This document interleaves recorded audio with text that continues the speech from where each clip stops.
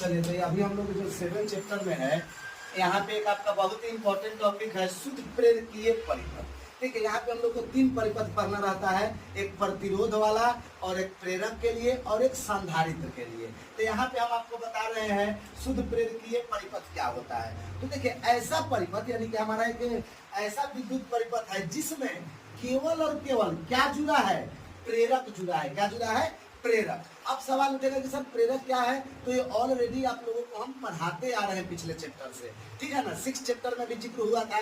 तो यहाँ प्रेरक का मतलब होता है कि जब किसी चालक तार को, यानी कि जैसे सपोज देख मान लीजिए बाबू हमारे पास कोई चालक तार है, इसी तार को जब हम क्या करते हैं, इस टाइप से बैंडिंग बना देते हैं, ऐसे बैंडिंग कर देते हैं इसी चालक तार को, तो यही हमारा एक कैसा बिहेव करने लगता है, प्रेरक जैसा। ऐसा आप कहाँ देखे होंगे, तो जो पानी गर्म किया जाता है ना, हीटर का जो देखिएगा डिजाइन आपका ऐसे ही रहता है। तो ये हमारा क्या बन गया, प्रेरक।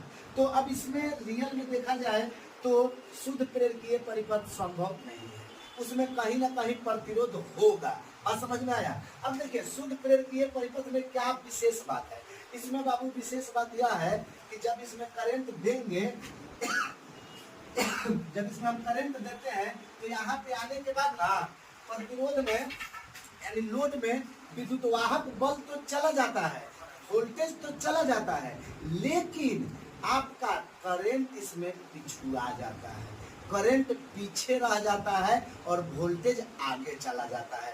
तो इसीलिए हमारा देखते होंगे पंखा में जब हम लोग लाइन दे देते हैं फिर भी पंखा नाचता नहीं है, कब, जब कंडेंसर खराब हो जाता है तब। तो हम लोग फिर ऐसे क्या करते हैं कि इसे डंडा से हिलाते हैं तो नाचने लगता है। जानते हैं काहे, उस केस में ना हमारा करंट वोल्टेज के तुलना में पीछे हो जाता है। तो उसी पीछे हो जाने के कारण पंखा में लाइन चला भी जाता है लेकिन लाइन उसमें आता नहीं है। तो ये हमारा क्या हुआ, शुद्ध प्रेरकीय परिपथ, यानी कि ऐसा परिपथ जिसमें केवल और केवल क्या लगा हो, प्रेरक लगा हो। बात समझ में आया।